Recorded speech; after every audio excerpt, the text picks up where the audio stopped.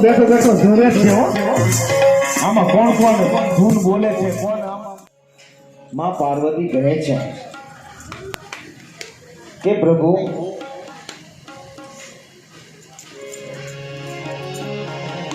જો તમે કહેતા હો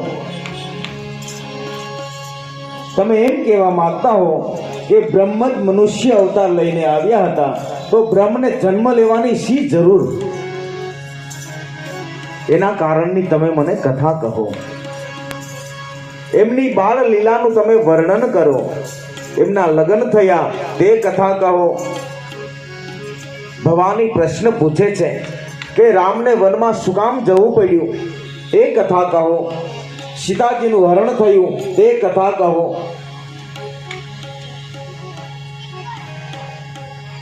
રીછ અને વાનરોને સાથે લઈ રામે સેતુબંધ બાંધ્યો તે મને કથા કહો રામેશ્વરની સ્થાપના કરી એ દિવ્ય કથા કહો ભગવાન સામે કિનારે ગયા તે કથા કહો રાવણ આદિ રાક્ષસોને મારી નાખ્યા તે બધી જ મને કથા કહો પુષ્પક વિમાનમાં બેસી અને રામજી અયોધ્યા આવ્યા રામ રાજ્યનું સ્થાપન થયું એ બધી જ તમે મને કથા કહો અને પછી કહે છે કે આપણે સમય હોય અનુકૂળતા હોય તો આ પ્રશ્નનો જવાબ આપજો નહીં તો છોડી દેજો છેલ્લો પ્રશ્ન એક મરજિયાત છે રામજી સ્વધામ કેવી રીતે ગયા એ કથા પણ કહો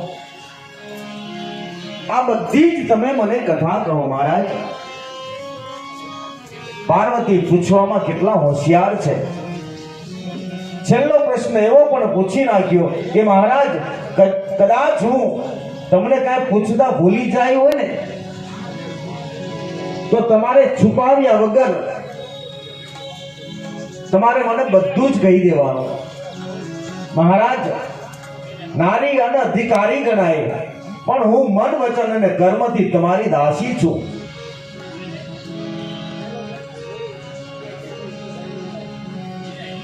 ત્યારે શિવજી કહે છે કે દેવી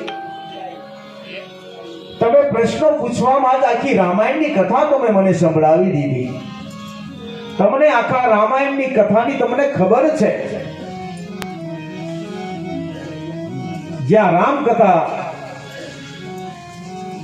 સાંભળવાની કઈ પાર્વતીએ ત્યાં તો શિવજીના હૃદયમાં આમ રામચરિત્ર ઉછાળા મારવા લાગ્યું શરીર પુલંકિત થવા લાગ્યું નેત્રોમાં જળ આવી ગયા ભગવાન શિવજીને પાર્વતીએ પરમાત્માની કથા પૂછી એટલે પ્રસન્ન થઈ ગયા છે શિવજી મહારાજ રામને યાદ કરતા શિવજીને સમાધિનો ભાવ જાગ્યો છે મગન ધ્યાન રસ દંડ જુગા કોની મન બાહેર કેન રઘુપતિ ચરિત મહેશ તવ અરસિત પરમે બે ક્ષણ માટે શિવજી આમ ધ્યાનસ્થ થઈ ગયા કથા કહેવા માટે પોતાના મનને પરાણે બહાર કાઢ્યું છે અને શરૂઆત કરી કે દેવી મારે આપને એટલું જ કહેવાનું કે ઝૂઠે હું સત્ય જાય બેનું જાને झूठे હું સત્ય જાય બેનું જાને જીવે ભુજંગ બેનું રજુ પહેચાને જીવી ભુજંગ બેનું રજો પહેચાને यही जाने जग जाई है राई जागे जथा सपन ब्रह्म गाई यही जाने जग जाई हेराई जागे जथा सफल ब्रह्म जाई बंदव पाल रूप सुईरा બંધવાન રૂપ જોઈ રામો સપ સિદ્ધિ સુલભ જપત દિશુ નામો સિદ્ધિ સુલભ જપત દીજુ નામ સતી જેને જીવે જાણ્યું નથી ને એટલે જે ખોટું છે ને એ પણ સાચું લાગે છે. જેમ દોરડું અંધકારને લીધે આપણને સર્પ લાગે કારણ કે એને પ્રકાશ નથી મળ્યો હજી. જેને જાણ્યા પછી જગતની આ ભ્રાંતિ તૂટી જાય છે, જેમ જાગ્યા પછી સ્વપ્નનો ભ્રમ તૂટી જાય છે, એવું એક તત્વ છે જેને જાણ્યા પછી જગતની તમામ ભ્રાંતિઓનો અંત આવે છે. એવા બાલરામજીને ભગવાન શિવજીએ મનોમન પ્રણામ કર્યા છે અને તુલસીદાસજીના મુખેથી એ સનાતન ચોપાઈ નીકળી છે.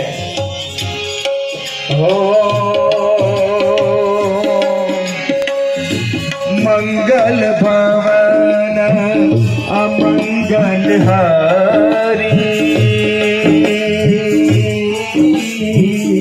દ્રવભૂષણ દશરથ અધીર બિહારી રામ સિયા રામ સિયા રામ જય જય રામ સિયા રામ સિયા રામ જય જય રામ.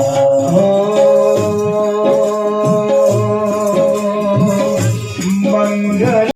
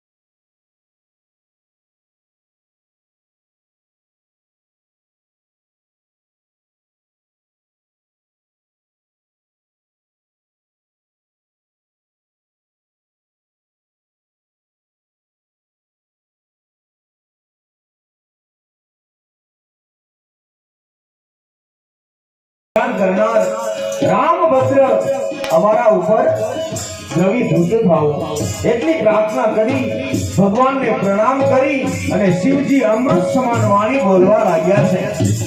હે હિમાચલ પુત્રી, તમને ધન્ય હો, મારે આપણે શું કહેવું?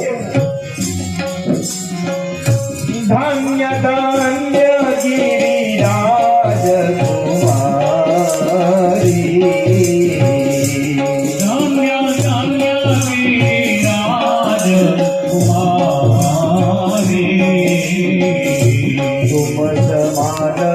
नहीं को उपकारी तुम समान नहीं को उपकारी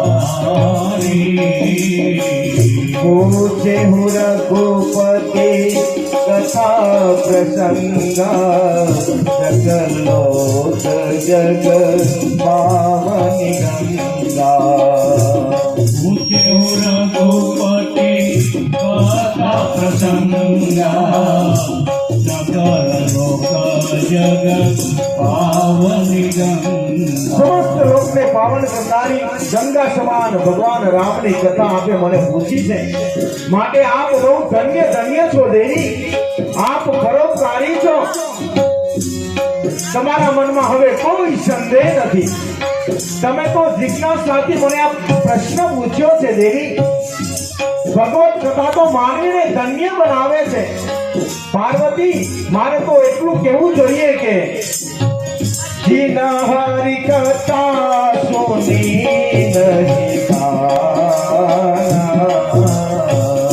નહીં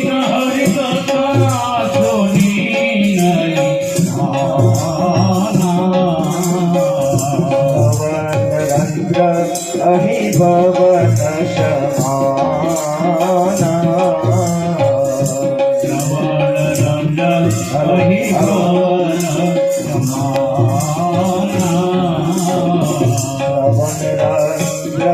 અહીં ભવન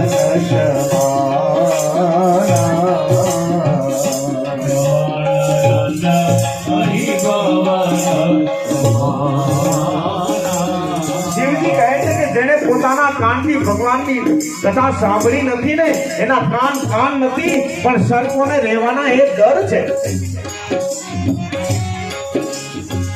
જેણે આંખથી ભગવાનના સંતોના દર્શન નથી કર્યા ને એની એ આંખ નથી પણ મોરના પીછાની એક છાપો છે. એ જીભ નથી જે હરિનું સ્મરણ નથી કરતી એ તો દેખતાની જીભ સમાન છે. એ હૃદય નથી જે હરિચરિત્ર સાંભળતા પીગળે નહીં.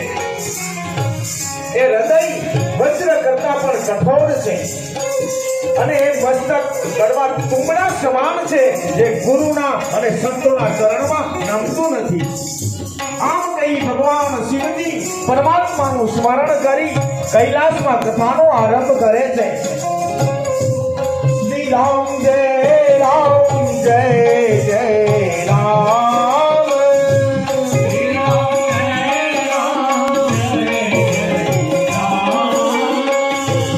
રામ જય રામ જય રામ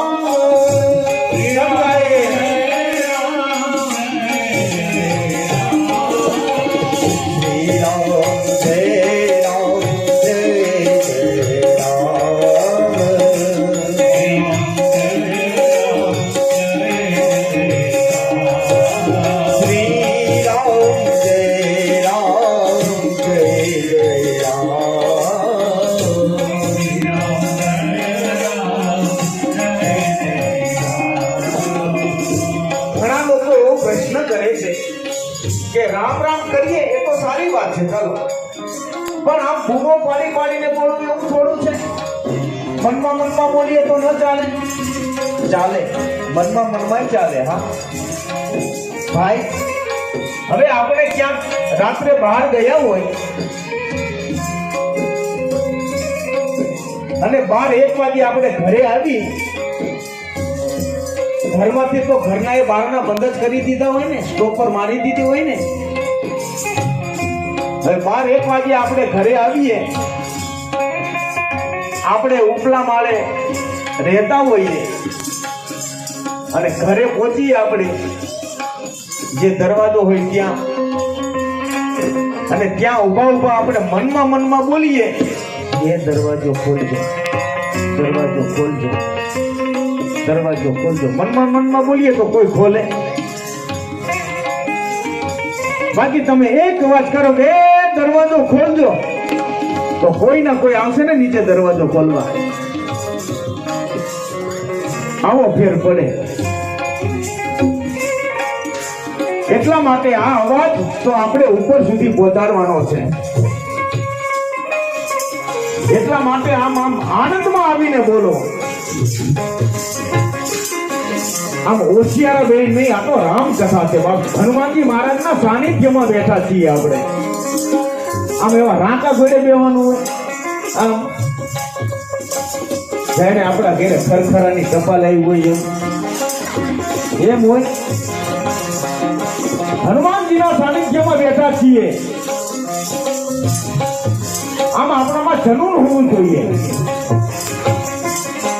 એટલે બધા તાળી પાડી અને બોલજો, શ્રી રામ જય રામ જય જય રામ.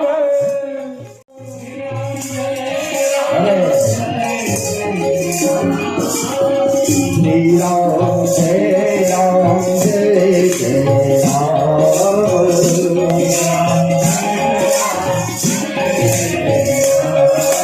શ્રી રામ જય રામ જય જય રામ.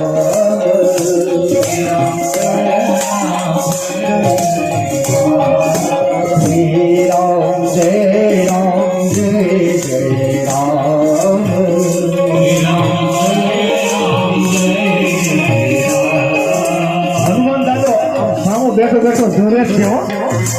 આમાં કોણ કોણ ધૂન બોલે છે, કોણ આમાં તાલીઓ પાડે છે, ધ્યાન રાખજો. નહીં તો ગદા લઈને સપનામાં આવશે આજ.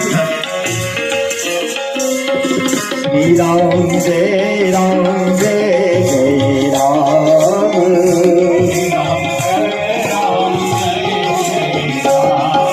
શ્રી રામ જય રામ જય જય રામ.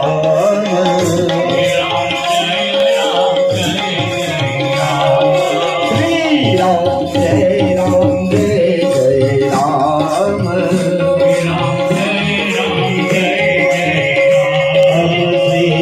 રામ જય રામ જય જય રામ.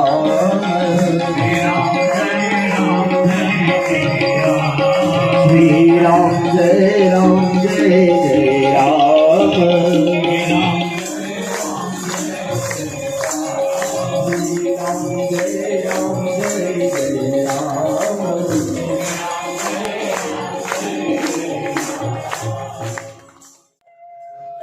ઈશ્વરની અનુભૂતિ કરવા માટે આપણા મનની જે મલિનતા છે ને એ હટવી જોઈએ. અને આંખ પવિત્ર બને, બસ આટલું કરવાનું છે. શિવજી કહે છે કે દેવી, પરમાત્મા એક એવું તત્વ છે જે પગ વગર ચાલે છે. બીનું પદ ચલઈ સુનઈ બીનું કાના, કર બીનું કર્મ કરઈ વિધિ નાના. પરમાત્મા પગ વગર ચાલે છે. બાલકાંડમાં કૌશલ્યાજી જ્યારે ઠાકોરજીને આમ થાળ ધરાવવા જાય છે ને, તો રામજીને ભોજન કરતા જોયા છે. એક રામ પારણામાં સૂતા છે, પગ વગર ચાલે છે.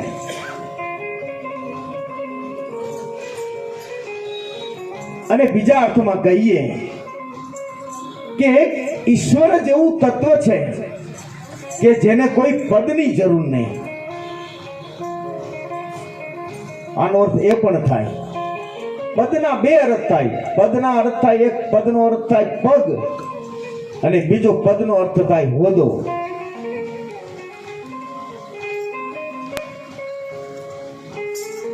એટલા માટે ઈશ્વરને પદની પણ જરૂર નહીં,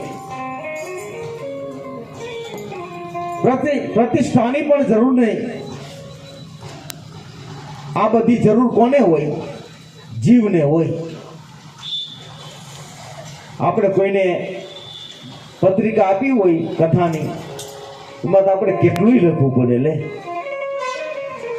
શ્રીમાન, શ્રીમતી,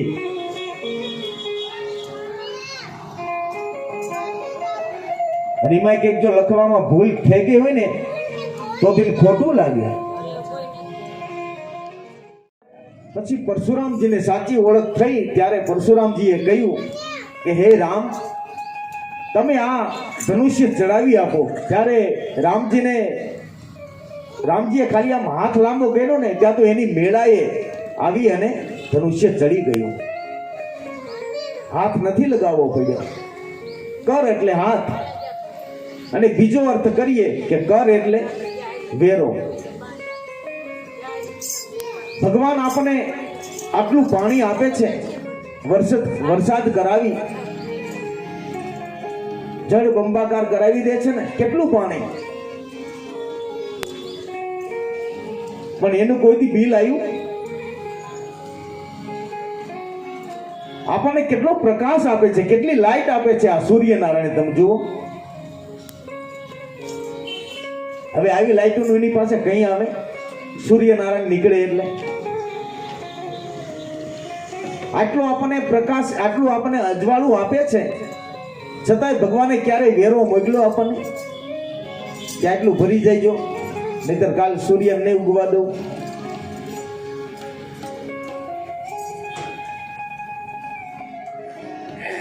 અને આ જીબી વાળા તમે જુઓ કેટલા મહિને આવે છે? 2 મહિને,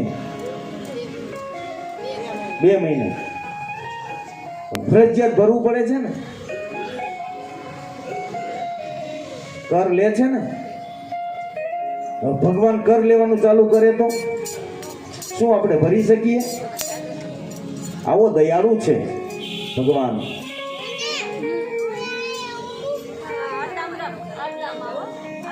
બધા જ આપણા કામ કરે છે અને પછી કહે છે ભગવાન શિવજી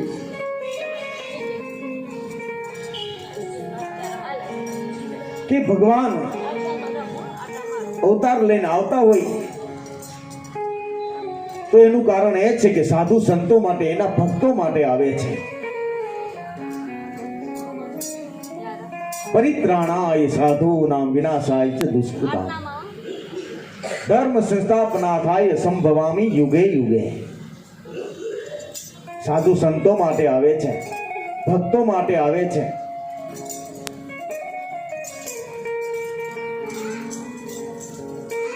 વિભીષણને પણ કહ્યું ને રામજીએ, તું સરીખે સંત પ્રિય મોરે ધરવ દે નહીં આન નિહોરે. હે વિભીષણજી, તમારા જેવા ભક્તો માટે હું આવું છું, તમારા જેવા સંતો માટે હું આવું છું. બાકી ખાલી રાક્ષસોને મારવા નહીં. રાક્ષસોને મારવા હોય ને તો તેમને અહીંયા ઉપર બેઠા બેઠા મારી નાખે.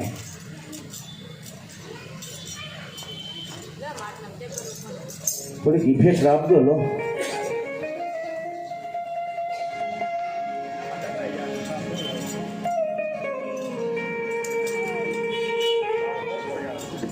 પરિત્રાણાય સાધૂનામ, મારા સંતો માટે, મારા ભક્તો માટે હું આવું છું. તો પરમાત્મા ધરતી ઉપર નિરાકારમાંથી સાકાર ક્યારે થાય? કે જબ જબ હોઈ ધર્મ કે હાનિ બાઢઈ અસુર અધમ અભિમાની. જ્યારે જ્યારે સંસારમાં ધર્મની હાનિ થવા માંડે છે ને, અધર્મો ખૂબ વધવા માંડે છે, લોકો એટલી બધી અનીતિ કરે છે જેનું વર્ણન કરવું મુશ્કેલ બને, અને સંતો, સાધુ, બ્રાહ્મણો, વેદ આ બધાની નિંદા થવા લાગે અને વાતાવરણ ખૂબ ભયંકર થવા લાગે, ત્યારે ભગવાન અનેક જાતના શરીરો લઈને સંતો અને ભક્તોની પીડાનો અંત લાવવા માટે આવે છે. રામચરિત માનસમાં રામજીને જન્મ લેવાના 5 કારણ બતાવ્યા છે, અને એ 5 કારણ આપણે ટૂંકમાં જ લઈશું, કારણ કે આપણે આજે રામ જન્મનો ઉત્સવ ઉજવવાનો છે. એટલે બધું વ્યવસ્થિત ચાલતું હતું,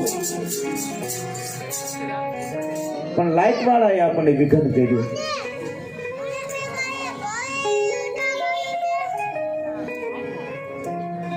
એક કલાક આપણે એમાં થઈ ગયો, એટલે આપણે સંક્ષિપ્તમાં 5 કારણ લઈ લઈશું.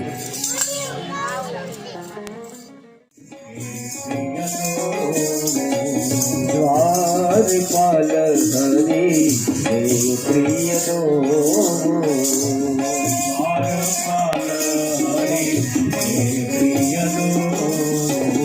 જય અરુપી જય જાન સબકો,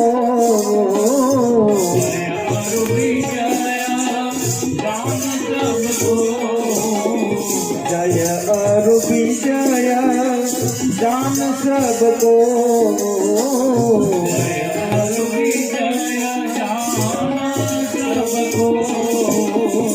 દ્વારપાલ હરી હે પ્રિય તો,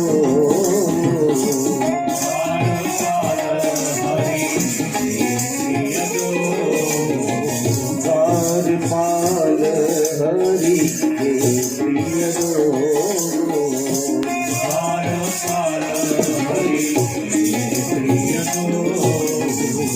ભગવાનના દ્વારપાલો જય અને વિજય ભગવાનના દરવાજે ચોકી કરે છે. જ્યાં પહેલા મહાત્માઓ દર્શન કરવા માટે આવ્યા છે અને એમને જ્યાં અંદર પ્રવેશ કરવા જાય છે ત્યારે એ દ્વારપાલો જય અને વિજય એમને અટકાવે છે. અમે તમને નહીં જવા દઈએ, કારણ કે ભગવાન અત્યારે શયન કરે છે.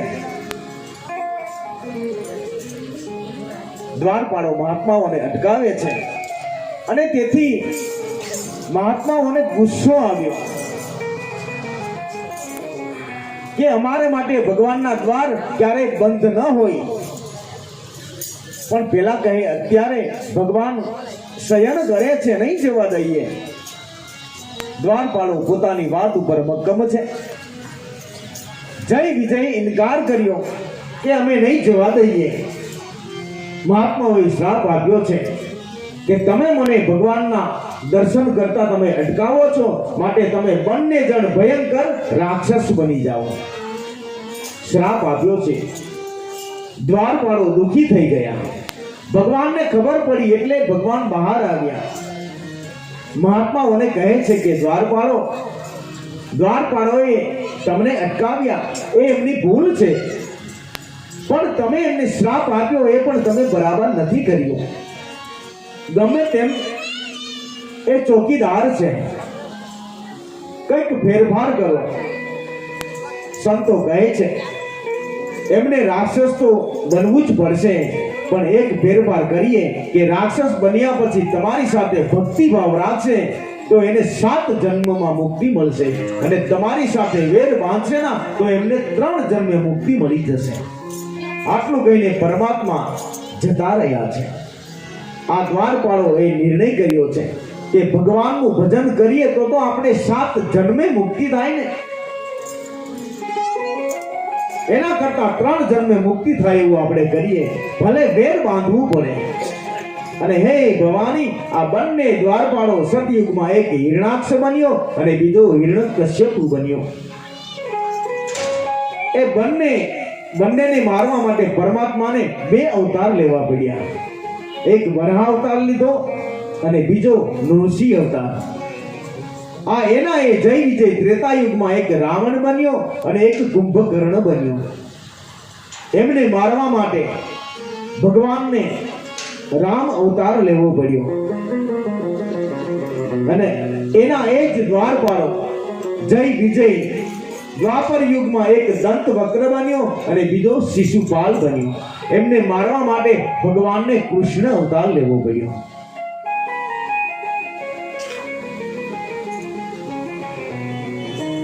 આ રામ જન્મનું પહેલું કારણ સંતોનો શ્રાપ જય અને વિજયને. અને બીજો શ્રાપ છે કે એક કલપ અસુર દેખી દુખારે, સમર જલંધર સમ સબ હારે. ધરતી ઉપર એક જલંધર નામનો રાક્ષસ ઉત્પન્ન થયો. એ તમામ દેવતાઓને ત્રાસ આપવા લાગ્યો, પણ એની પત્ની સતી વૃંદા જે હતી ને, એની પત્ની જલંધરની એ બહુ સતી હતી. એના કારણે જલંધર બચી જતો હતો. પણ દેવતાઓને બધાને ત્રાસ દેવા લાગ્યો એટલે ભગવાને કપટ કર્યું છે. જલંધરનું રૂપ લઈ અને સતી વૃંદાને છેતરી છે.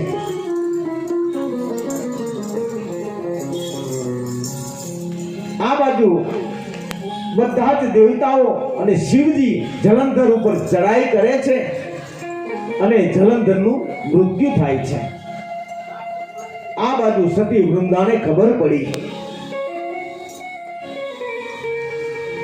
કે મારી સાથે દગો થયો છે.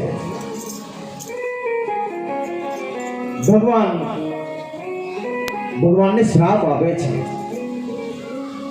કે તમે મારા પતિની ગેરહાજરીમાં તમે મને છેતરી છે. તમારે બીજો અવતાર મનુષ્યનો લેવો પડશે અને મારો પતિ જ્યારે તમારી હાજરી નહીં હોય ને ત્યારે તમારી પત્નીનું હરણ કરી જશે. મારો પતિ રાવણ બનશે અને તમે રામ બનશો. ત્યારે આપણા બંનેનો હિસાબ બરાબર થશે. ભગવાને શ્રાપને મસ્તક ઉપર ચડાવ્યો છે. અને ત્રીજું કારણ નારદજીનો ભગવાનને શ્રાપ છે. ટૂંકમાં લઈએ છીએ, કથા તો બહુ લાંબી છે, પણ એકવાર નારદજીએ ભગવાનને શ્રાપ આપ્યો છે. નારદજીને પરણવું હતું વિશ્વ મોહિની સાથે. ભગવાને એવી માયાવી નગરી બનાવી, એમાં સિંહનિધિ નામનો એક રાજા બેસાડ્યો અને એની દીકરી વિશ્વ મોહિની, આવું ભગવાને ઊભું કર્યું બધું. નારદજી ત્યાંથી નીકળ્યા છે. એમને નવાઈ લાગી કે આ નગર તો મેં ક્યારેય જોયું નથી. હું તો બધે જ પરિભ્રમણ કરું છું, પણ આ નગર તો મેં પહેલી વાર જોયું. અંદર ગયા છે. શિલનિધિ રાજા નારદજીનો સત્કાર કરે છે. નારદજીને કહે છે કે બાપજી, મારી દીકરીનો જરા હાથ જોઈ આપો ને, કે એને વર કેવો મળશે, એને પતિ કેવો મળશે. ત્યારે વિશ્વ મોહિનીને બોલાવી છે. જ્યારે વિશ્વ મોહિની આવી ત્યારે આમ નારદજી હાથમાં હાથ લીધો ને વિશ્વ મોહિનીનો, ત્યાં તો એમને કરંટ લાગ્યો કે ઓહો, આવી કન્યા જો મળતી હોય ને તો મારે પરણવું છે. અત્યાર સુધી બ્રહ્મચારી રહ્યા અને વિશ્વ મોહિનીનો જે આમ ચહેરો જોયો ને ત્યાં તો એમને પરણવાની ઈચ્છા થઈ. પરણવાની ઈચ્છા થઈ અને નારદજી ત્યાંથી નીકળવા જાય છે. ત્યારે શિલનિધિ રાજા કહે છે કે બાપજી, આજની રાત રોકાઈ જાવ ને, કાલે મારી દીકરીનો સ્વયંવર છે તો એને તમે આશીર્વાદ આપી પછી જજો ને. એને જે વર પસંદ પડશે એના ગળામાં એ માળા પહેરાવશે. પછી તમે બંનેને આશીર્વાદ આપી અને પછી જજો. નારદજી કહે છે કે નહીં, મારે તો બહુ કામ છે. પણ શિલનિધિ રાજાને ક્યાં ખબર હતી કે નારદજીએ પરણવાનો વિચાર લઈ જાય છે. એ નગરના બહાર આવ્યા છે. નગરની બહાર આવી અને વિચાર કરે છે કે મને વિશ્વ મોહિની કઈ રીતે મળે, મારે પરણવું છે એની સાથે. નારદજીને ખબર હતી કે આ રૂપમાં તો કન્યા પરણે નહીં, પગે લાગે પણ પરણે નહીં. રૂપ જોતું હોય તો મારે હવે વિષ્ણુને મારે યાદ કરવા જોઈએ. અને રૂપ તો ભગવાન વિષ્ણુ જ આપે ને. ભગવાનને, વિષ્ણુ ભગવાનને યાદ કર્યા છે અને ભગવાનને તો આ બધું કરવું જ હતું એટલે તરત જ પ્રસન્ન થયા. બોલો નારદજી, શું આપું? જ્ઞાન આપું, ભક્તિ આપું, વૈરાગ્ય આપું, શું આપું? બોલો. નારદજી કે પ્રભુ, એ બધું જ ઘણું બધું છે મારી પાસે, મારે તમારું રૂપ જોઈએ છે. હવે રૂપ ઉશી ના મળે કોઈ દિવસ. રૂપ ઉશી ના મળતા હોય તો એવા રૂપ વગેરેના કેટલાય રહી ગયા છે. એના મિત્રને નો કે એના ભાઈબંધને કે હે ભલામણા ભાઈબંધ, લાઈને અઠવાડિયું તારું રૂપ મને ઉછીનું આપને, હું પરણી લઈને તને પાછું આપી દઈશ. પણ રૂપ ઉછીના ન મળે એવી તો ગમે તેને ખબર પડે. પણ નારદજી આવી ભૂલ કરે છે. ભગવાનને કહ્યું કે પ્રભુ, મને તમારું રૂપ આપો.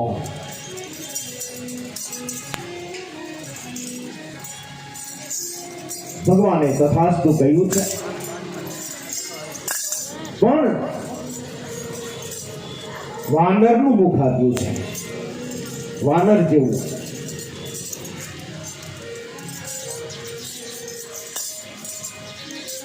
એટલે નારદજી સ્વયંવરમાં ગયા છે અને જે વિશ્વ મોહિની હતી ને એ જયમાળા લઈને નીકળી છે. શિવના ગણો એમને મસ્કરી કરે છે. શિવના ગણો તો નારદજીને ઓળખી ગયા હતા, પણ જ્યાં ભગવાને તથાસ્તુ કહ્યું ને એટલે એમને એમ થઈ ગયું કે હવે મારા જેવો કોઈ રૂપાળો છે જ નહીં. નારદજીને એમ થયું. અને બને હું આવું તમે જોજો, હરીસામાં કોઈ પણ માણસ આમ જોતો હોય ને ત્યારે એને તો પોતાને એમ જ થાય કે ઓહો, મારા જેવું કોઈ રૂપાળું જ નથી લે. હા, એમાં એકલો જણ હોય ને ત્યારે તમારે જોવું ખાસ, એવા લટકા મટકા કરતો હોય, આમ માથું કરશે ને આમ કરશે ને આમ જોઈશે. એકલો હોય ત્યારે જોઈએ જેવું. એટલે નારદજીને એમ થયું કે હું તો રૂપાળો થઈ ગયો, મારા જેવું હવે કોઈ રૂપાળું છે જ નહીં, વિશ્વ મોહિની મને જ પરણ છે. સભામાં જઈને બેઠા છે. શિવના ગણો તો ઓળખી ગયા છે કે આ નારદજી જ છે. એટલે કહેવા લાગ્યા, બાજુમાં જ બેઠા છે હો, એટલે મસ્કરી કરે છે. નારદજીને જોઈને એક ગણ કહેવા લાગ્યો, શિવજીનો ગણ, કે રાજકુમાર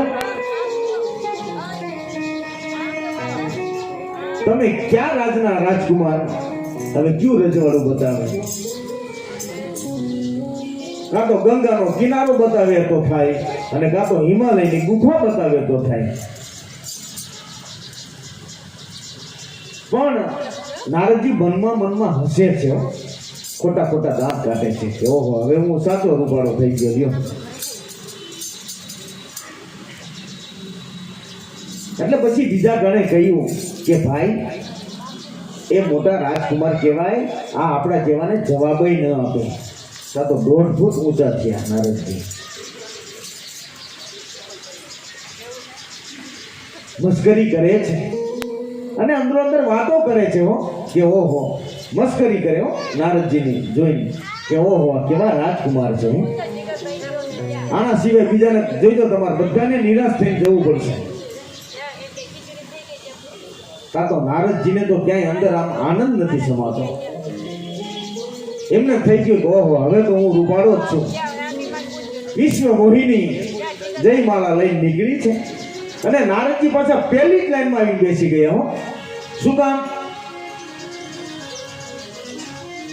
નારદજીને એમ કે વિશ્વ મોહિની જયમાલા લઈને નીકળે ને એટલે પહેલી લાઈનમાં પહેલો બેસું ને એટલે વિશ્વ મોહિનીને બહુ પરિશ્રમ નહીં, પહેલો બેસું મને તેરાવી દે એટલે લઈને હું નીકળી જાઉં એમ. પણ લઈને જશે ક્યાં? કઈ છે ઘર બાર કઈ છે? આવો તો વિચાર જ નથી કરતા. લ્યો લઈને નીકળી જઈશ. વિશ્વ મોહિની આવી જયમાળા લઈ પહેલા નારદજીને જોયા ને ત્યાં તો મોઢું ફેરવી ગઈ અને એની સહેલીઓને એની સખીઓને કહેવા લાગી કે સખીઓ આને બહાર કઢાવો, મારા પિતાને કહો કે આર્યો પહેલો અબ સુકન્યાલ પહેલો આવીને કોણ બેસી ગયો, મારા પિતાને કહો આને બહાર કઢાવે. નારદજીને તો કઈ એની મનમાંય નથી આવું બોલી, તોય એને કઈ ધ્યાનમાં નથી લીધું. વિશ્વ મોહિની આગળ વધી છે. જ્યાં આગળ વધી એટલે નારદજીને એમ થયું કે હું તો અહીં પહેલો બેઠો છું, કે મને નહીં જોયો હોય કે શું? એટલે આમ લાંબી ડોક કરી જોવે હો.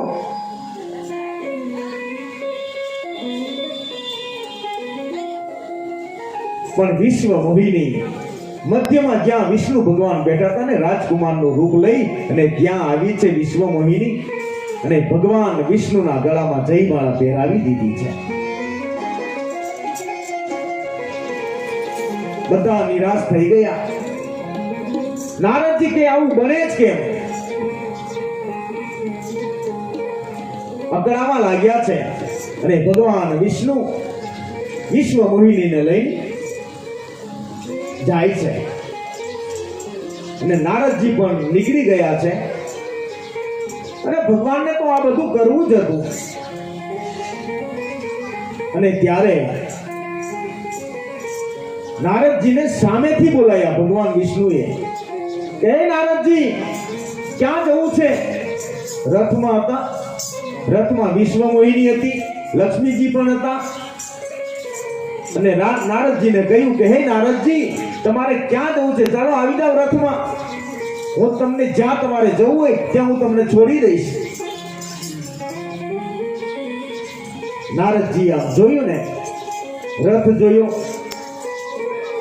લક્ષ્મીજીને જોયા, ભગવાન વિષ્ણુને જોયા, ત્યાં સુધી તો આમ ધીરજ રાખી શક્યા, કાબુ રાખી શક્યા. પણ વિશ્વ મોહિનીને જોઈને પછી એમનો ક્રોધ ભડક્યો છે.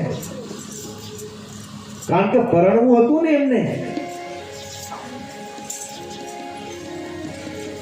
ભગવાન વિષ્ણુને જોઈ રથના જે ઘોડા હતા એની લગામ પકડી રાખી નારદજીએ અને ઊભા રાખ્યા છે અને ગાળો દેવા લાગ્યા છે ભગવાન વિષ્ણુને.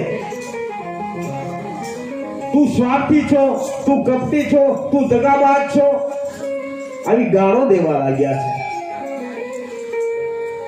લક્ષ્મીજીથી રવાયું નહીં અને કહ્યું કે પ્રભુ આને તમે બંધ કરાવો, નહીતર હું કંઈક કહું છું એને. ભગવાન વિષ્ણુ કહે છે કે દેવી તમે શાંત રહો. આના મુખેથી મેં ઘણી બધી પ્રાર્થનાઓ સાંભળી છે, ઘણી બધી સ્તુતિઓ સાંભળી છે. આજે ગાળો ખાવાનો પહેલો અવસર છે, ભલે થઈ જાય. ગાળો દેવા લાગ્યા છે. પછી એમને નારદજીને કઈ ભાન રહ્યું નહીં એટલે શ્રાપ દેવા લાગ્યા કે હે કપટી, હું તને શ્રાપ આપું છું કે નારીનો વીર શું કહેવાય એ તને ખબર પડશે. અને જેથી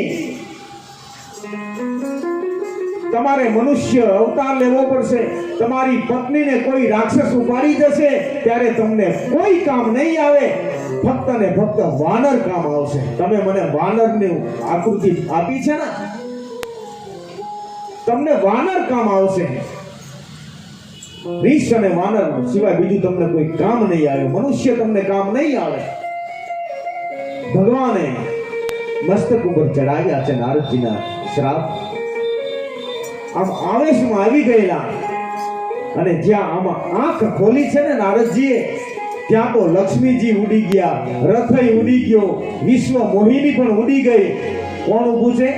ફક્ત ને ફક્ત ભક્ત અને ભગવાન બંને સામસામા ઊભા છે. આ તો બધી ભગવાનની માયા હતી. પછી તો નારદજીને પસ્તાવો થયો છે કે પ્રભુ મારી ભૂલ થઈ ગઈ હો, મને હું આવેશમાં આવી ગયો, મને કઈ ભાન રહ્યું નહીં. બાકી મારે થોડું કાંઈ પરણવાનું હોય. પસ્તાવો કરે છે ત્યારે ભગવાન કહે છે કે નારદજી તમે મને શું શ્રાપ આપી શકો? એ તો મમ ઈચ્છા, એ તો મારી ઈચ્છા પ્રમાણે થઈ રહ્યું છે. બાકી કોની તાકાત છે કે મને શ્રાપ આપે?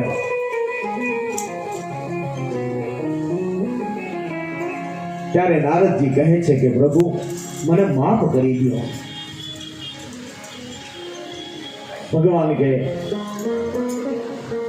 નારદજી જાઓ હવે તમે વૈકુંઠમાં જઈ અને શિવજીના નામનો તમે હવે જપ કરો, જાઓ.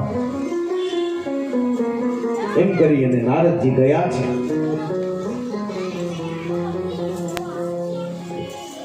આ ત્રીજું કારણ હતું. અને ચોથું કારણ મનુ અને શત્રુપાલ. સ્વયંભૂ મનુ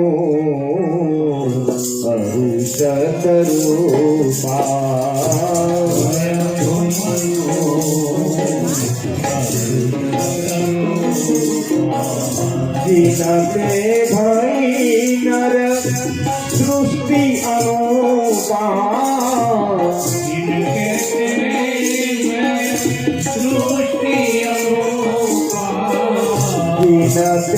ભઈ નર સૃષ્ટિ અનુપા,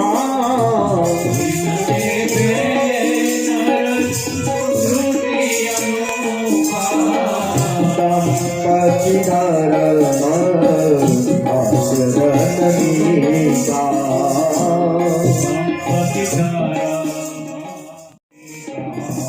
अजहु गाम श्रुति जिनके गीता, अजहु गाम श्रुति जिनके गीता, स्वयंभू मनो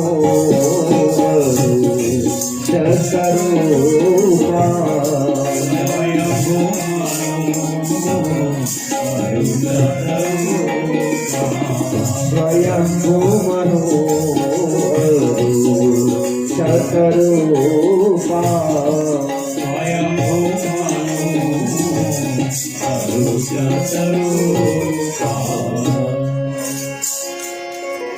ચોથું કારણ સૃષ્ટિના આદિ દંપતિ જેને ગણવામાં આવ્યા છે સ્વયંભૂ મનુ અને શત્રુપા રાણી. એમનું દાંપત્ય જીવન એટલું ઊંચું હતું કે વેદો એમના દાંપત્યની પ્રશંસા કરે છે. મનુ અને શત્રુપા પતિ પત્નીના શરીર જ જુદા હતા, બાકી આત્મા એક, મન એક, વિચાર એક, સંકલ્પ એક, નિર્ણય એક. અને જ્યારે પતિ પત્નીનું દાંપત્ય આવું એક બને ના ત્યારે ભક્તિમાં રંગ જામે બાપ, ત્યારે જામે આ. પણ આવો બધો મેળ ક્યાં લાવવો?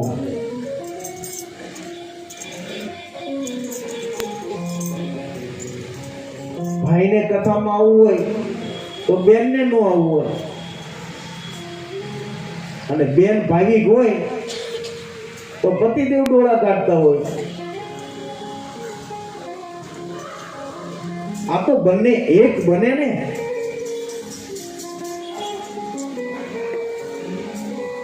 ત્યારે ભક્તિમાં રંગ આવે બાપ.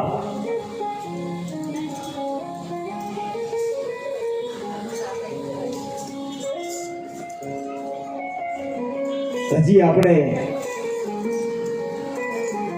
કાલે રામ જન્મ છે એના પ્રસંગની પણ આપણે કંઈક ચર્ચા કરવાની છે. તો આ ટૂંકમાં આપણે બે કારણ લઈ લઈએ.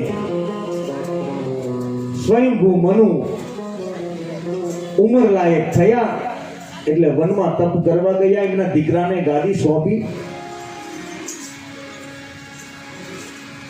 કઠિન તપ આદર્યું છે. ભગવાન પ્રસન્ન થયા. ભગવાને વરદાન માંગવાનું કહ્યું. ત્યારે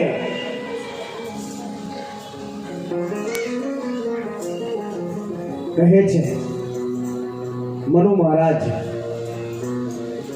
ભગવાન પ્રસન્ન થઈને કહે છે કે માગો મનુ મહારાજ, માગો. શું આપો?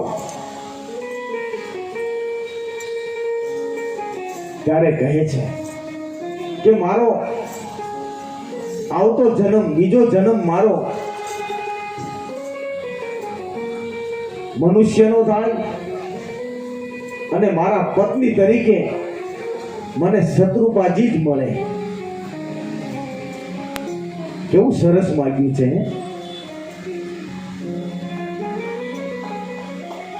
આવતા જન્મમાં પણ તમે જુઓ એના એ જ પત્ની માગી છે મનુ મહારાજે.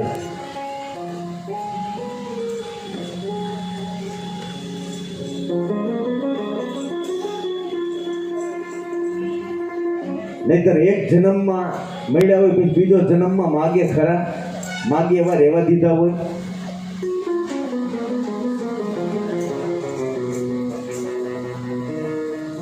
એક પત્ની છે ને એના પતિને કે આપણે તો 7 જન્મ સુધી ભેગા રહેવાનું છે હો.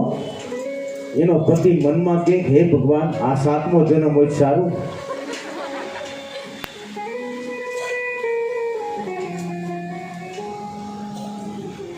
આવા દાંપત્ય છે અત્યારે. મનુ મહારાજે માગ્યું છે કે આવતા જન્મમાં પણ શત્રુપાજી છે ને એ મારા પત્ની બને.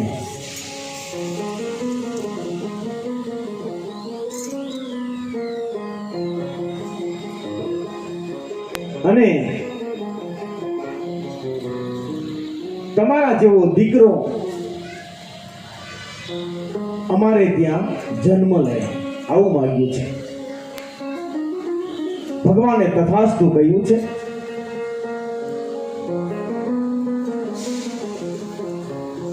પણ પછી ભગવાનને વિચાર થયો કે ઓહો,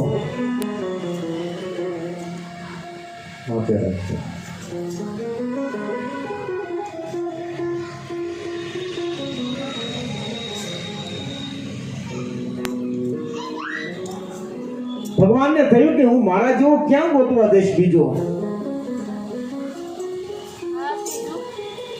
જાઓ, હું તમને વચન આપું છું, હું જ તમારો દીકરો બનીને આવીશ.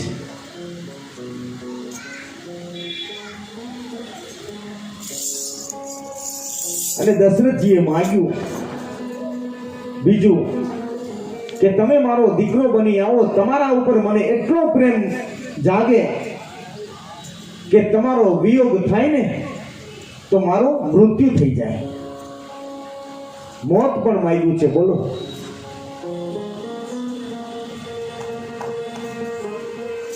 શત્રુપા રાણીને પણ કહ્યું કે માં તમે માગો, શું આપો? ત્યારે કહે છે કે તમારા ભક્તોને, તમારા સંતોને જે સુખ મળે, જે દર્શન થાય ને એ મને થાય. ભગવાને તથાસ્તુ કહ્યું છે. અને આવી રીતે મનુ અને શત્રુપાજી વરદાન મેળવી અને દેહનો પછી ત્યાગ થયો છે. બીજા જન્મમાં મહારાજ દશરથજી અને માં કૌશલ્યા બને છે, મનુ મહારાજ અને શત્રુપાજી. આ ચોથું કારણ હતું. અને પાંચમું કારણ પ્રતાપ ભાનુ.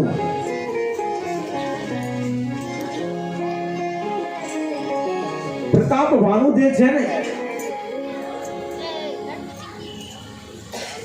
એ આખી દુનિયાનો માલિક બન્યો છે. બધા જ રાજાઓને પરાજિત કરી અને એક મહાન રાજા બન્યો છે. આખા વિશ્વમાં એનું એટલું જ રાજ્ય છે. બધા રાજાઓને પરાજિત કર્યા છે.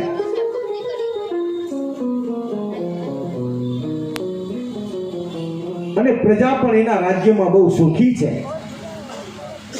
એકવાર શિકાર કરવા જાય છે. એમાં એને એક ભૂંડને જોયું. ભૂંડ કોણ હતું? કાલકેતુ નામનો જે રાક્ષસ હતો ને એ ભૂંડનું રૂપ લઈને આવ્યો છે. કારણ કે એ તો બદલો લેવા માટે ફરે છે. કાલકેતુ ભૂંડ. પ્રતાપ ભાનુને થયું કે જો આ ભૂંડ મારા રાજ્યમાં આવીને રહેશે ને તો પ્રજાને હેરાન કરશે, પરેશાન કરશે. એટલા માટે એને મારવા દોડ્યો છે. પણ તો રાક્ષસ હતો. આગળ ભૂંડ અને પાછળ પ્રતાપ ભાનુ એમ કરતા કરતા જંગલમાં લઈ ગયો છે. એને જંગલમાં ભૂલો પાડી દીધો છે. પ્રતાપ ભાનુને ભૂલો પાડી અને ત્યાં તો એક કપટ મુનિનો આશ્રમ જોયો. એને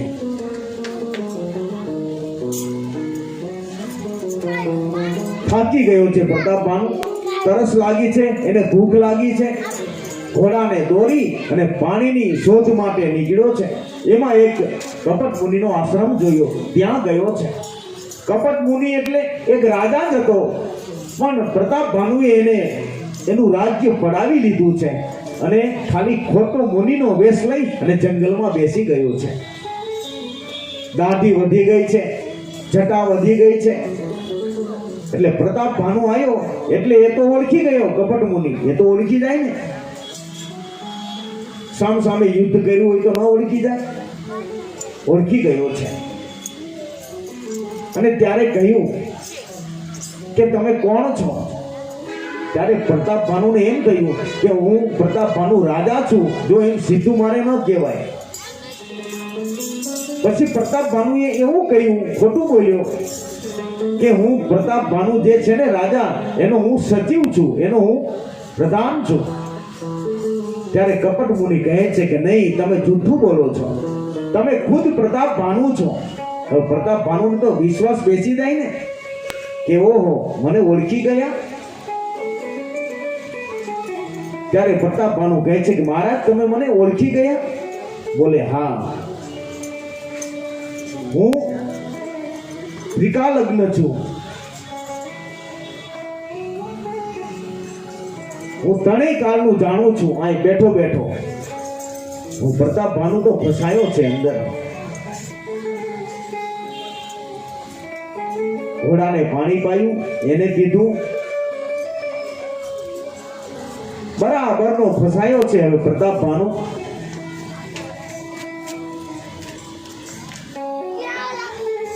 પછી કપટ મુનિએ કહ્યું કે રાજન, આજે હું તારા ઉપર પ્રસન્ન છું, બોલ માગ. ત્યારે એને માગવાની શરૂઆત કરી. તમે બોલો. નહીતર ધર્મ, અર્થ, કામ આ તો પ્રતાપ ભાનુની મુઠ્ઠીમાં હતા.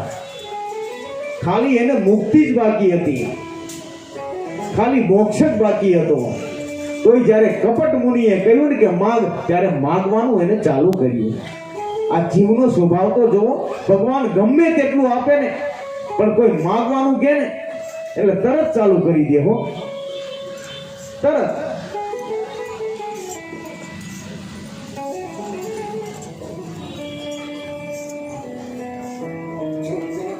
તરત કહ્યું એને.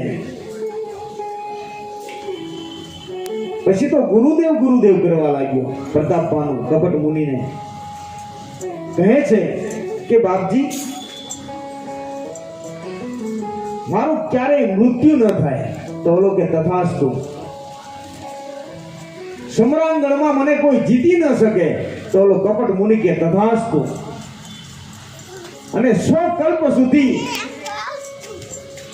મારું એકલાનું જ રાજ્ય રહે. કપટ મુનિ કે તથાસ્તુ. હવે આને ક્યાં ઉસીનું લેવા જવાનું હતું? તથાસ્તુ.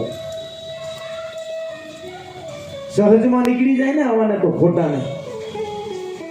બધી હા પાડી છે. પછી કપટ મુનિએ કહ્યું, પણ તારે એક કામ કરવું પડશે. કે શું? કહે તારે 1 વર્ષ સુધી બ્રાહ્મણોને તારે ત્યાં ભોજન કરાવવું પડશે. પ્રતાપ ભાનુ કે કઈ વાંધો નહીં બાપજી, હું કરાવીશ, કઈ વાંધો નહીં. એ કપટ મુનિ કહે છે કે તારો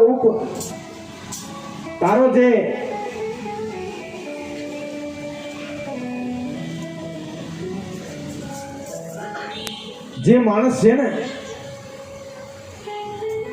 એ રસોઈ નહીં બનાવે, મારો માણસ રસોઈ બનાવશે.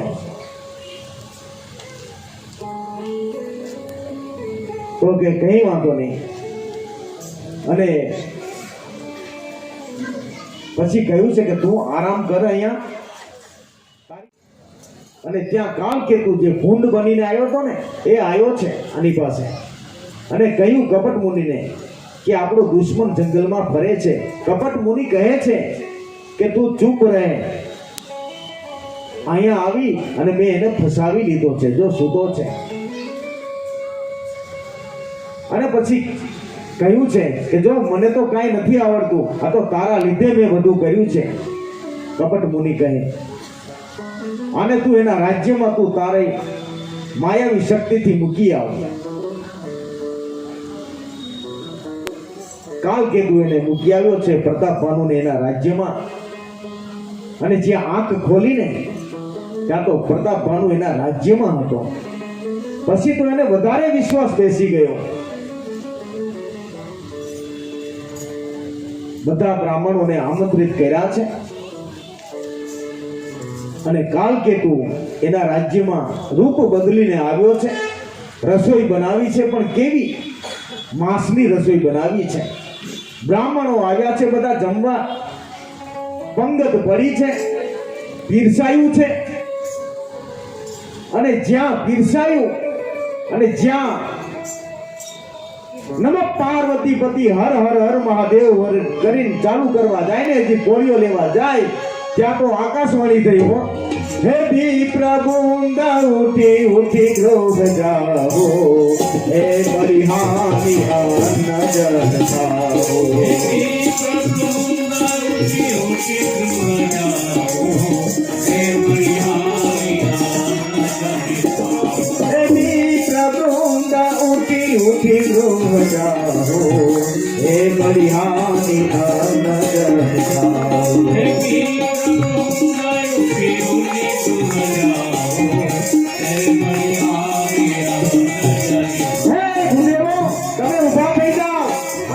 ભોજન તમે મુખમાં મૂકશો નહીં. આ તમને છેતરવાનો પ્રયાસ છે. બ્રાહ્મણોએ કોળિયા મૂકી અને ઊભા થઈ ગયા છે. હાહાકાર થઈ ગયો. પ્રતાપ ભાનુ તો ધ્રુજે છે. અને તમામ બ્રાહ્મણોએ શ્રાપ આપ્યો કે રાજવી, અમને ભોજન કરવા બોલાવીને તારે અમને શું ધર્મ ભ્રષ્ટ કરવા હતા? અને શ્રાપ દેવા લાગ્યા છે કે હે કુળના સંપૂર્ણ નાશ થઈ જશે. તારા કુળમાં કોઈ શ્રાદ્ધ નાખનાર નહીં બચે અને તારું આખું કુળ આવતા જન્મમાં રાક્ષસ કુળમાં જન્મે. આમ કહી બ્રાહ્મણો શ્રાપ આપે છે. પ્રતાપ ભાનુ રડે છે અને રસોડામાં જઈ અને જ્યાં જોયું ને ત્યાં તો કાળકેતુ જે હતો ને એ તો બાજી સમેટી અને જતો રહ્યો હતો. બીજી વાર આકાશવાણી થઈ કે બ્રાહ્મણો, પ્રતાપ ભાનુનો કોઈ દોષ નથી, એ તો કુસંગમાં લપેટાયો, બાકી એનો ઈરાદો તમને ધર્મ ભ્રષ્ટ કરવાનો નહોતો, માટે હવે એના ઉપર તમે કરુણા કરો. અને પછી કહ્યું કે એમને રાક્ષસ તો બનવું જ પડશે, પણ એમને મારવા માટે ભગવાનને મનુષ્ય અવતાર લેવો પડશે એમ કહી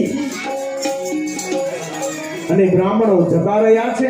આ બાજુ બધા જ રાજાઓએ બળવો કરી અને પ્રતાપ ભાનુના રાજ્ય ઉપર ચડાઈ કરી છે.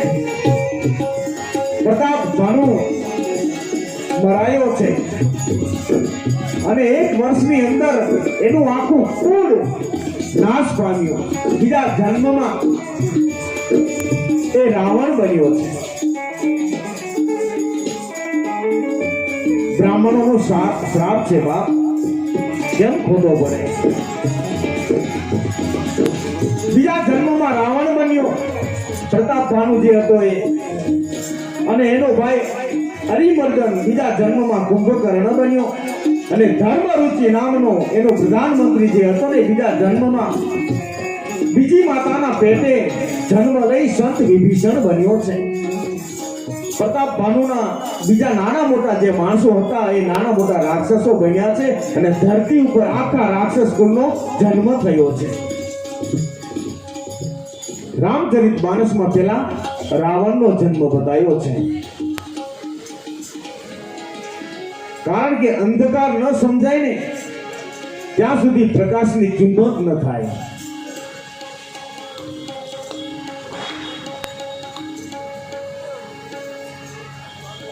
ત્રણેય ભાઈઓ કઠિન તપ કરવા લાગ્યા છે. બ્રહ્માજી પ્રસન્ન થયા. રાવણને કહ્યું કે માગ. તારે રાવણે માગ્યું છે કે મને કોઈ મારી ન શકે. હજી આમ માગવા જાય તો એને ફેરફાર કર્યો કે મનુષ્ય અને વાનર સિવાય મને બીજું કોઈ ન મારી શકે. બ્રહ્માજીએ તથાસ્તુ કહ્યું. કુંભકર્ણ પાસે આવ્યા. કુંભકર્ણને કહ્યું કે માગ, હું તારે કઠિન તપથી હું પ્રસન્ન થયો છું. કુંભકર્ણને માગવું તું ઇન્દ્રાસન, પણ સરસ્વતીને એના હોઠ ઉપર બેસાડી દીધા અને માગી લીધું નિંદ્રાસન. બ્રહ્માજી કહે તથાસ્તુ. વિભીષણ પાસે આવ્યા છે. વિભીષણને કહ્યું કે માગો, વિભીષણ માગો. ત્યારે કહ્યું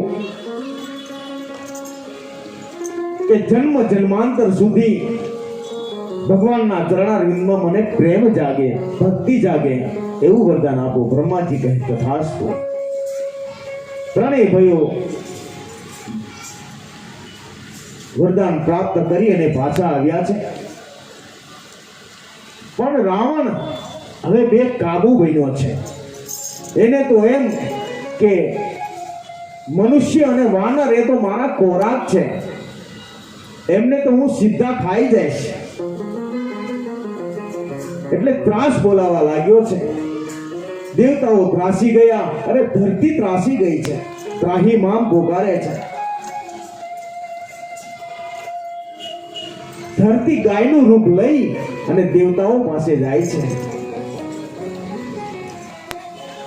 હે દેવતાઓ, મને આ 18 વનસ્પતિ આ એનો ભાર નથી લાગતો ને, એટલો તો મને આ રાક્ષસનો ભાર લાગે છે. આમાંથી મને તમે બચાવો. ત્યારે દેવતાઓ પણ કહે છે કે અમે પણ શું કરી શકીએ? જ્યારે રાવણ આવે છે ને ત્યારે અમે ગુફામાં સંતાઈ જઈએ છીએ, અમે શું કરી શકીએ? ત્રાસ આપવા લાગ્યો છે તો હવે શું કરવું કહે. ત્યારે કહે છે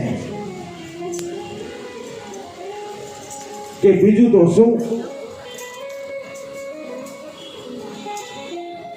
બ્રહ્માજી પાસે જઈએ. બ્રહ્માજીએ વરદાન આપ્યું છે. બધા દેવતાઓ ધરતી બ્રહ્માજી પાસે આવ્યા છે. બ્રહ્માજી કહે હું પણ શું કરું, મારી તો ફરજ છે કે જે તપ કરે એને મારે વરદાન આપવું જોઈએ. તો હવે શું કરીશું?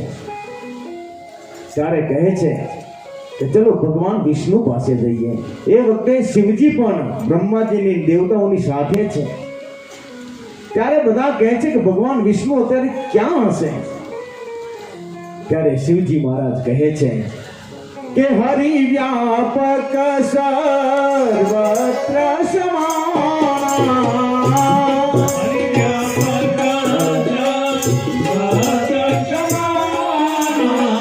હરિ વ્યાપક સર્વત્ર સમાન, હરિ વ્યાપક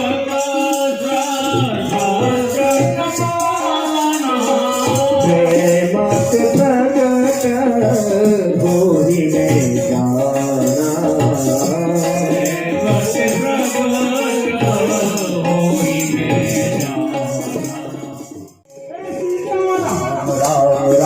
सीता राम राम राम सीता राम राम राम सीता राम राम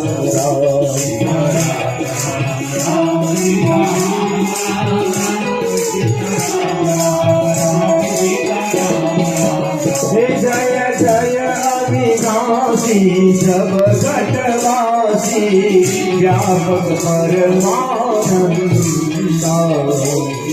બહુ ઈગો થઈ ગઈ.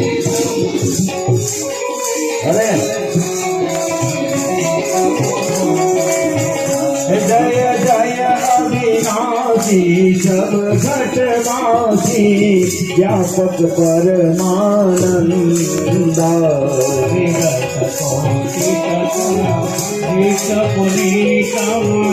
માયા રહિત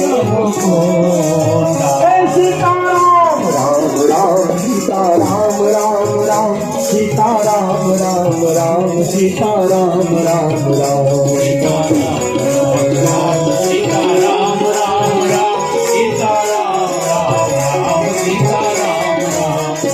જ્યાં હૃદયપૂર્વક પ્રાર્થના શરૂ થઈ ને ત્યાં તો આકાશવાણી થઈ.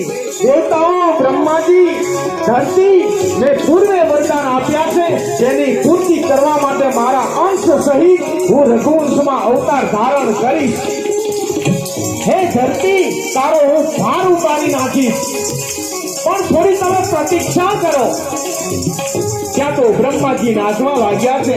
દેવતાઓને કહ્યું કે હવે પ્રભુ પ્રગટ થશે, માટે તમે વાનર અને વિષના રૂપ લઈ અને તમે ધરતી ઉપર જતા રહો.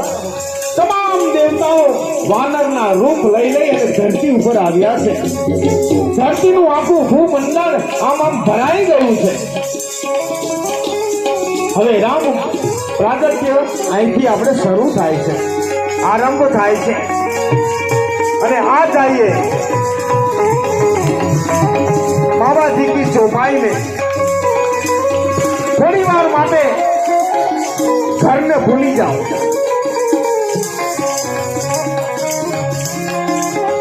ભલે આજનો દિવસ થોડું રાંધવાનું મોડું થાય,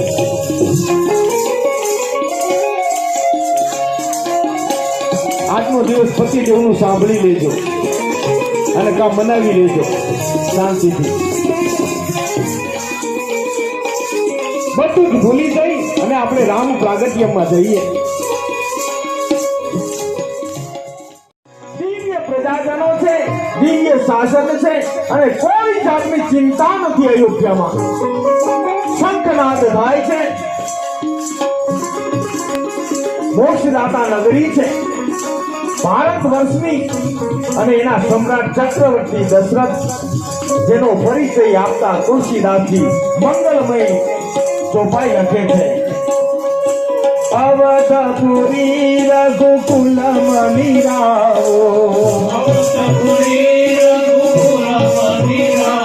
હે અવધપુરી રઘુકુલ મનિરાઓ,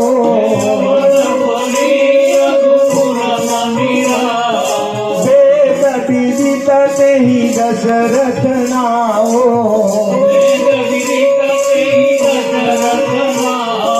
धर्म धुरंधर गुण निधि ज्ञानी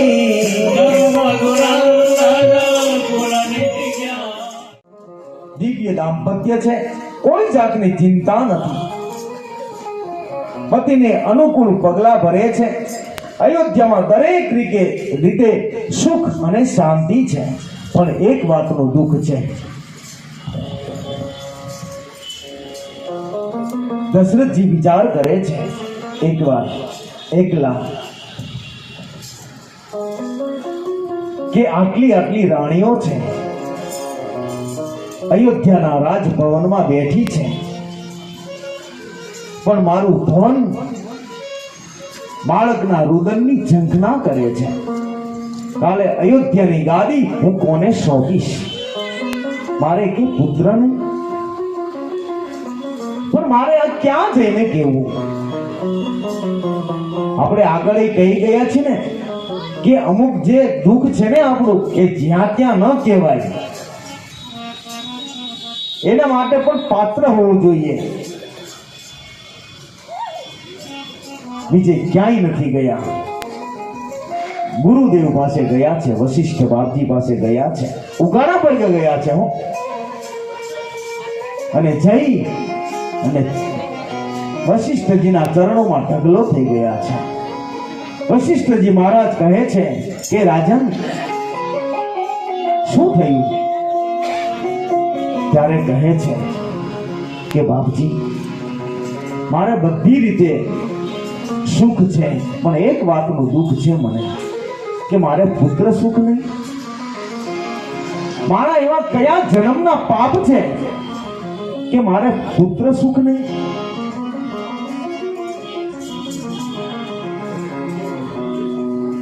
ત્યારે વશિષ્ઠ મહારાજનો જે વરદ હસ્ત હતો ને, એ ઉઠ્યો છે અને દશરથજીના મસ્તક ઉપર ફેરવો છે. અને ત્યારે કહ્યું વશિષ્ઠજીએ કે રાજન, તમે ચિંતા ન કરશો. તમારે એક નહીં, તમારે ત્યાં 4 પુત્રો થશે, અને એ પણ જેવા તેવા નહીં, રઘુવંશની ધજાને ફરકાવી દે એવા 4 પુત્રો થશે તમારે. પણ તમારે એક કામ કરવું પડશે. તમારે પુત્ર કામેષ્ટી યજ્ઞ કરવો પડશે. કઈ વાતો નહીં બાપજી. આમ કહી અને વશિષ્ઠ મહારાજે શૃંગી ऋषिને બોલાવ્યા છે. हमारी धर्म शक्ति चैनल पर आपको हर सप्ताह और 10 दिनों में अलग अलग मंदिर के दिव्य दर्शन, शोभा यात्रा, आरती, संत और महंतों के धर्म संदेश, गौ माता से जुड़े हुए वीडियो और सेवा कार्य से जुड़े हुए वीडियो देखने को ज़रूर मिलेंगे. तो हमारी इस चैनल के हर वीडियो को अवश्य देखें, क्योंकि हमारी चैनल का मूल मंत्र ही है धर्म, सेवा और संस्कृति. अगर आपको हमारे ये वीडियोस अच्छे लगते हो तो इसे ज़रूर से लाइक कीजिएगा, शेयर कीजिएगा और हाँ, सब्सक्राइब अवश्य कीजिएगा. धन्यवाद.